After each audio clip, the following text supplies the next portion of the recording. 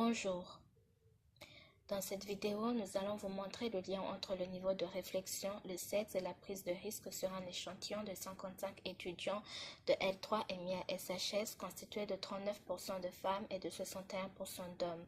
Nous savons que le risque est un événement qui peut avoir un impact variable sur l'atteinte de ces objectifs. Les capacités cognitives peuvent être prises en compte dans une variété de comportements d'importance centrale dans les théories et les politiques économiques.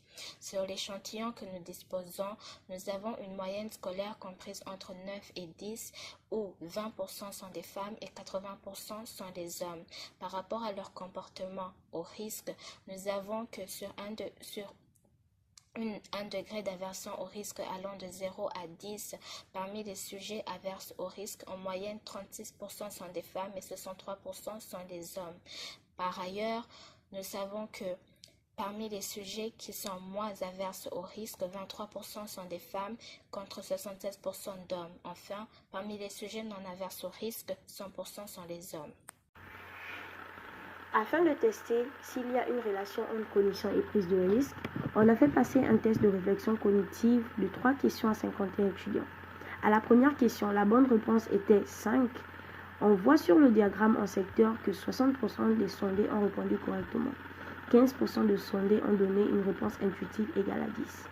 À la question 2 du TCR, la majorité des étudiants, qui représentent 60%, ont trouvé la bonne réponse égale à 5 minutes. 15% de sondés ont répondu 100, qui est la réponse intuitive. Et pour la question 3, la bonne réponse était égale à 47 jours, représentant 65% des étudiants. Un quart des étudiants ont répondu intuitivement 24 jours.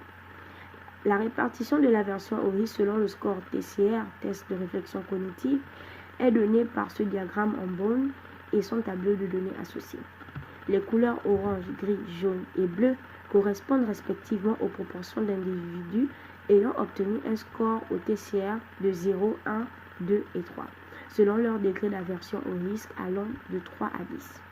On remarque sur ce graphique que parmi les sujets ayant un degré d'aversion au risque égal à 7, 16,67% ont obtenu un score égal à 0.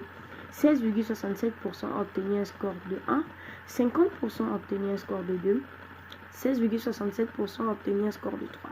Là encore, le degré d'aversion au risque du diagramme en borne ci-dessus sont données de la question 3. Il s'agit donc de la manière dont les individus se définissent par rapport au risque.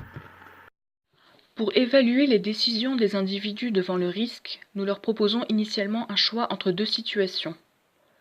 Une situation certaine représentée par une loterie permettant de gagner des montants certains variant de 0 à 220 euros, ou une situation risquée permettant de gagner 300 euros avec une chance sur 2 et 0 euros sinon.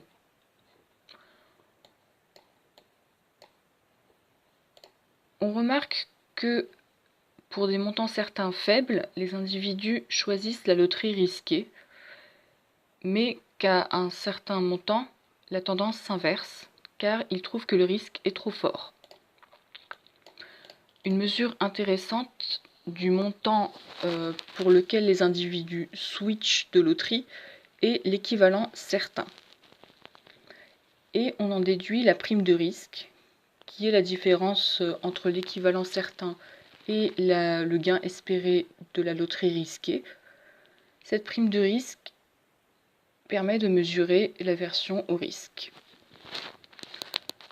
Les résultats de notre analyse confirment ceux de Frédéric, à savoir qu'il existe une relation négative entre l'aversion au risque et les capacités cognitives, et les femmes sont plus averses au risque que les hommes.